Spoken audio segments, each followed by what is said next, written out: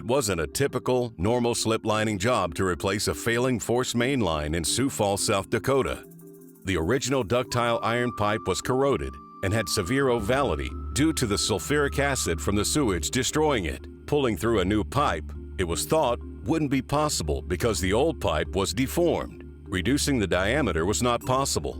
That needed to be as close to the old one to maintain the rate of flow. The solution provided by Murphy Pipeline Contractors was to compress and insert high-density polyethylene, HDPE pipe, knowing that the thermoplastic pipe would naturally reform itself.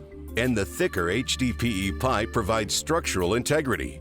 Opened in 1985, the Sioux Falls system treats some 18 million gallons of wastewater daily. There are 900 miles of pipe in the system that conveys the wastewater to the city's treatment plant. While most cities can't afford to relocate and replace a 16-inch diameter or larger pipeline, the CompressionFit HDPE pipe lining technology offers remarkable value over other methods. According to the Plastic Pipe Institute, PPI, HDPE pipe is corrosive-proof, flexible, and ductile enough to go through a special die on the job site that makes it possible to be pulled inside a host pipe even when the pipe is not round.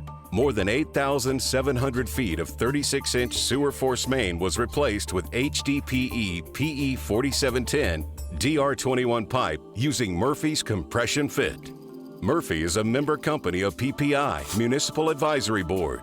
The new pipe was made by WL Plastics, a member of PPI, has a 100 psi operating and a 200 psi surge pressure rating. Complete details about this CompressionFit project can be found in the Informed Infrastructure Magazine news article. More information can be found at www.plasticpipe.org/municipal industrial.